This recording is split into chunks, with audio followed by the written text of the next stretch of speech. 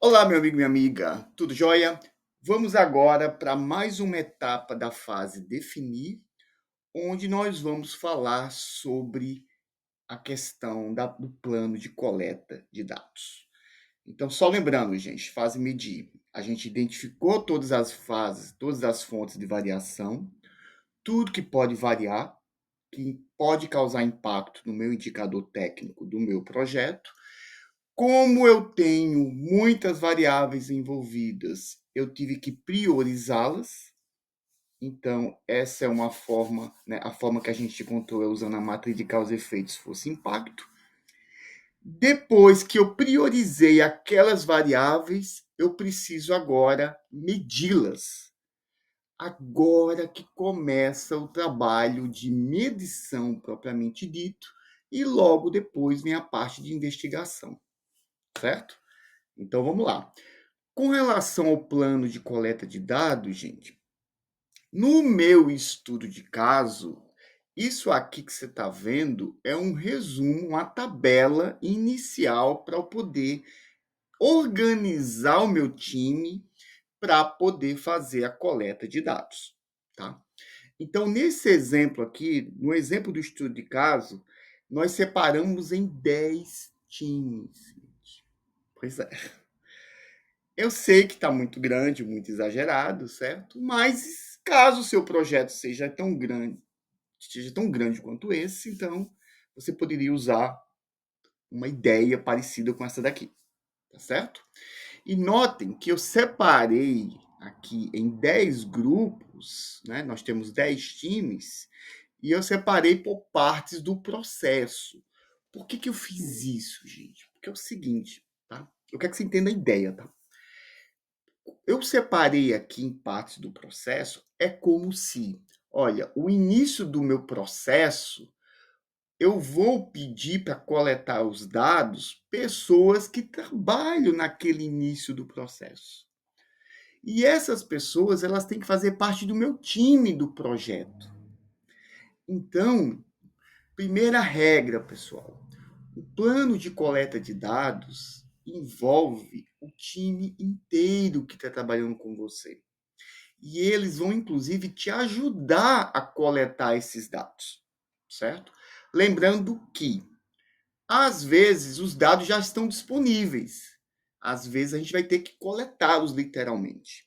E tudo isso faz parte do plano de coleta de dados. Ok? No nosso estudo de caso, o que acontece? Esta parte inicial aqui do processo, olhando o nosso mapa do processo lá do estudo de caso, a gente viu que praticamente tudo são variáveis não controladas. Isso quer dizer o quê? Quer dizer que agora eu vou ter uma dificuldade grande, inclusive, em medi-las. Provavelmente nem tem como eu medir as variáveis de umidade lá no início do processo. Por que não tem? Porque muito provavelmente a parte de umidade não é impactada muito lá no início do processo. Isso tem tudo a ver.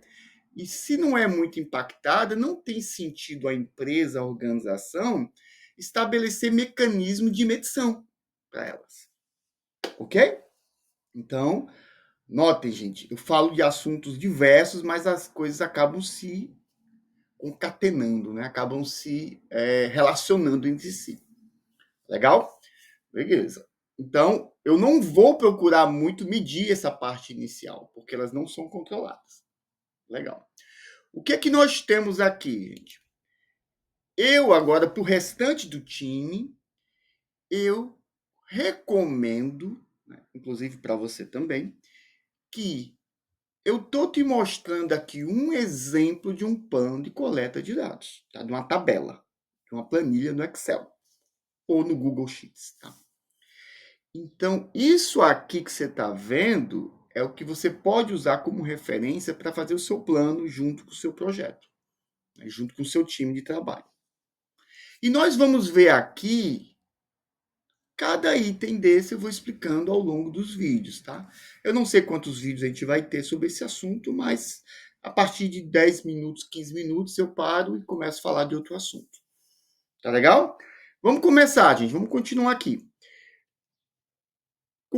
Isso aqui, gente, é só uma referência. Você não precisa usar tudo isso, mas baseado na minha experiência, isso aqui seria um plano completo. Tá legal? Ah, Israel, o meu caso são poucas variáveis, não há tanta necessidade de fazer um plano como você está fazendo.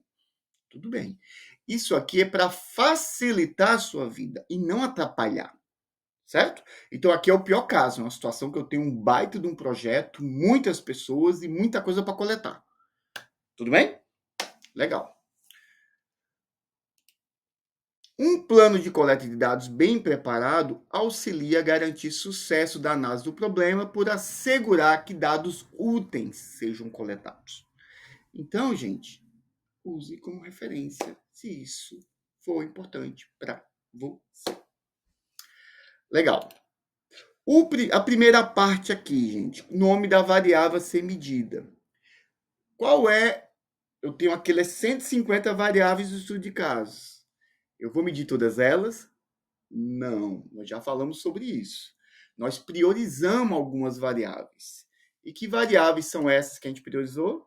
Aquela que tem alto esforço, alto impacto, né? Que tem alto impacto e baixo esforço, que é justamente a mesma tabela, tá? Que a gente já discutiu nos vídeos anteriores. Tá legal? Exatamente igual. A prioridade vai ser aonde, então, gente? Você vai pegar apenas, presta atenção no que eu estou dizendo, tá? Quando você tem muitas variáveis, esqueça os 3 quadrantes por enquanto e foque nesse quadrante de alto impacto e baixo esforço. Todas as variáveis que estiverem ali, você vai pegar ela e vai colocar no seu plano de coleta de dados. E você vai priorizar ela. É para isso que você fez a priorização. Legal? Ah, mas eu quero colocar mais itens. Vá com calma. Priorize. Priorize. Pode ser que seja necessário você ir para outro quadrante? Pode. Eu vou falar isso mais na frente. Certo? Ok. Agora que você priorizou as variáveis de alto esforço e alto impacto e baixo esforço, beleza, já sei. Qual é o próximo ponto agora? Eu vou pegar aquelas variáveis e vou analisar se elas são discretas ou contínuas ou se estão relacionadas a produto ou processo. O que é isso, gente? Né? Eu coloquei X ou Y, discreto ou contínuo, produto ou processo. Deixa eu explicar para vocês agora, antes do próximo slide. Primeiro, gente, X ou Y. Você está na fase medir, certo? A gente está discutindo esse tempo inteiro na fase medir as variáveis que são X ou Y. Isso você tem que saber nos dias adiante. E eu expliquei isso muito bem na fase pré-definir. Talvez um pouquinho também na fase definir. E também expliquei isso no White Belt. Então, não perca a lógica das coisas, meu amigo e minha amiga. Nessa etapa aqui, você vai cuidar dos x's, que são as variáveis potenciais. O y você já mediu lá no contrato do projeto, que é o indicador técnico, que pode ter mais de um ou não, certo? Mas aqui eu coloquei bem claro, porque pode ser que você tenha que, opa, eu já medi o meu y, já, agora eu vou para o x. Você precisa entender isso. Tudo bem?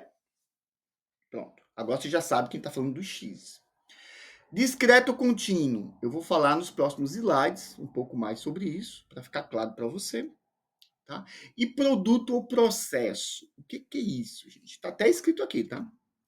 Produto, medições diretamente do produto, processos, medições de alguma parte do processo. Ah, isso é óbvio que você escreveu. Não, deixa eu explicar melhor, tá? Deixa eu pegar um exemplo aqui. Vou pegar meu celular aqui, tá? Legal. Pronto. Eu tô com um problema, eu tô tentando resolver um problema relacionado ao meu celular, certo? Ok. Eu tenho um problema específico lá que tá arriscando muito a tela, tá, gente? Ó, eu invento tudo na hora, viu, gente? Então eu vou depois desenvolvendo baseado no que eu inventei. Pode ser que saia alguma besteira também. Já saiu, viu, gente? Inclusive no passado. Aí eu paro a gravação e refaço. Mas vamos ver se funciona. Imagina que eu tô com um problema de tela riscada aqui no meu celular, tá? O celular novo, né? Não é esse aqui usado como tá o meu. Ok. Então, eu vou fazer o que nesse caso? Eu posso medir o celular em si, que está sendo fabricado. Então, eu posso, inclusive, verificar quantos riscos tem aqui por centímetro quadrado. Essa seria uma medição, tá? Ou eu posso, inclusive, pegar algum equipamento que está produzindo essa tela e fazer alguma mensuração dela para avaliar a sua performance, para avaliar se ela está dentro ou fora da especificação. Então, eu não estou medindo o celular propriamente dito, eu estou medindo algum equipamento que vai depois gerar a parte que me interessa para colocar no celular. Certo? Então, ou eu meço o produto em si, ou eu meço o processo que está dando suporte para fabricar o produto. Tudo bem? Pode acontecer as duas coisas. Sem problema nenhum. Legal? Pronto. O x e o y que eu já falei, que são as variáveis de entrada e de saída.